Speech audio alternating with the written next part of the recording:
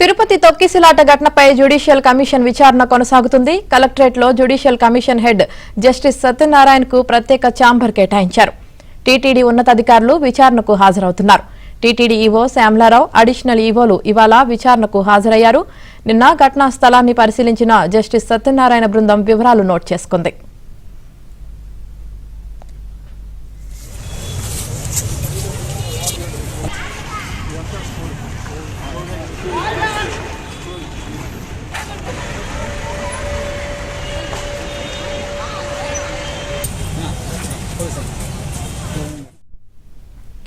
తిరుపతి తొక్కిసలాట ఘటనపై judicial commission విచారణ కొనసాగుతుంది. ఇక ఈ విచారణకు సంబంధించి పూర్తి సమాచారం మా ప్రతినిధి దినేష్ అందిస్తారు. దినేష్, యామిని, మొత్తం మీద వైకుంఠ ఏకాదశి ముందు ఇచ్చినటువంటి టోకన్ల జారీకి సంబంధించి తొక్కిసలాటలో 5 మంది మృతి చెందిన విషయం తెలిసింది. ఈ నేపథ్యంలో చంద్రబాబు తిరుపతి పర్యటన సందర్భంగా జ్యుడిషియల్ విచారణకి ఆదేశిస్తానని చెప్పారు. అదేవిధంగానే జ్యుడిషియల్ విచారణ అనేది మొదలైంది.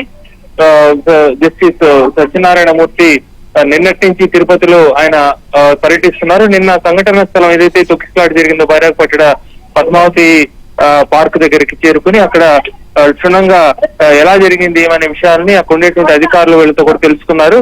టోటల్ గా ఎంత వైశాల్యం ఉంది, గేట్ ఎంత ఉంది, ఎంతమంది వచ్చారు, ఇట్లా మైన్యూట్ విషయాలన్నీ కూడా విచారణలో ఆయన తెలుసుకున్నారు. తర్వాత ఈ రోజు టీటీడీ ఈవో కావచ్చు, అలాగే అడిషనల్ ఈవోని ఇద్దరిని కూడా తన ఛాంబర్, ఆయనకి ఏదైతే కలెక్టరేట్ తిరుపతి కలెక్టరేట్ లో ప్రత్యేకంగా ఒక కార్యాలయాన్ని ఏర్పాటు చేశారో అక్కడికి పిలిపించుకుని వాళ్ళ ద్వారా పూర్తి సమాచారాన్ని తీసుకున్నారు.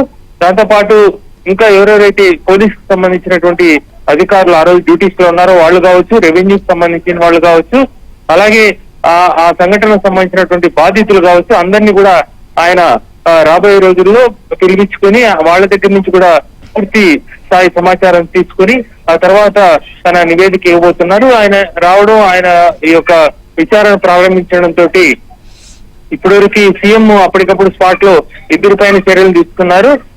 మిగిలిన వాళ్ళు ఎవరైతే ఆ సంఘటనకు సంబంధించి ఉన్నారో వాళ్ళందరిలో కూడా ఒక భయం అనేది నెలకొంది. ఈ ఇచ్చే నివేదిక తమ తప్పుల్ని ఏదైతే ఆ రోజు ఆ సంఘటనకు కారణమైనటువంటి వాళ్ళు ఉన్నారో ఇంకా వాళ్ళపైన ఎలాంటి చర్యలు తీసుకుంటారనేటువంటి ఒక భయాన్ని అయితే కల్పిస్తా ఉంది. Yamini. Right, thank you Dinesh.